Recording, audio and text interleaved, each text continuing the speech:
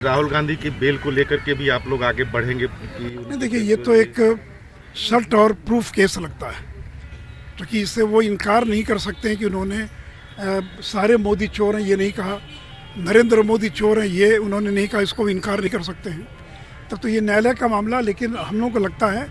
ये डिफेमेशन का मामला बनता है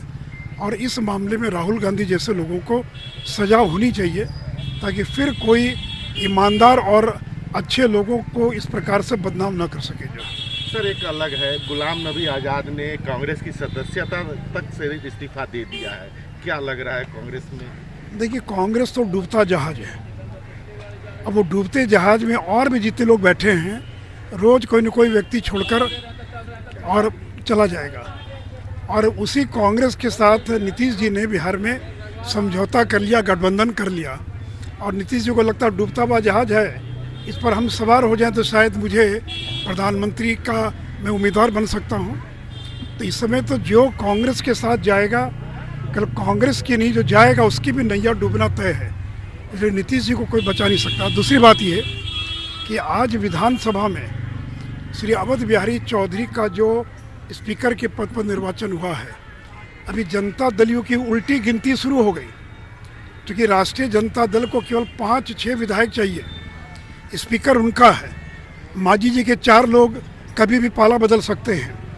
एक बाई इलेक्शन 2 बाई इलेक्शन है, तो केवल जनता दलियों की 2-3 विधायकों को भी राजद तोड़ लेगा तो उनकी मेमोरी कोई ख़त्म नहीं कर सकता, क्योंकि स्पीकर जो है वो राजद का है। तो इसलिए नीतीश जी अपनी पार्टी को बचाइए, आप प्रधानमंत्री तो नहीं बन पाएंगे, आपकी पार्टी भी ख़त्म हो जाएगी। और इसलिए अवध बिहारी चौधरी को उन्होंने जो बनाया है तो उनकी पार्टी की उल्टी गिनती शुरू हो गई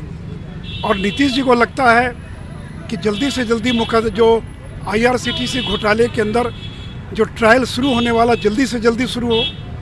उनके लोग कह रहे हैं कि इतनी देर क्यों हो रही है, उनको लग रहा है कि वो जेल चले जाएं तो मैं राष्ट्रीय जनता दल को तोड़ दूंगा। ये शाह और मात का खेल है, शतरंज का खेल हो रहा है कि राजद चाहता है कि जनता दलियों को तोड़कर मिला लें, चूँकि स्पीकर उनका है, और जदयू को लग रहा है कि अगर तेजस्वी जेल चले जाएं तो फिर हम उनकी पार्टी को तोड़ पाएंगे। तो मुझे खुशी है कि अवध बिहारी चौधरी को उन्होंने मजबूरी में ही क्यों ना हो उन्होंने विधानसभा अध्यक्ष के रूप में स्वीकार कर लिया, क्योंकि लालू जी बुद्धिमान आदमी, उनको मालूम है ये व्यक्ति कभी भी धोखा दे सकता है। इसके पहले भी उनको धोखा दे चुके, 2-2 बार धोखा दे चुके हैं। लालू जी बहुत सतर्क हैं, तो कौन किसको तोड़ता, लेकिन मुझे लग रहा है कि राजद के लिए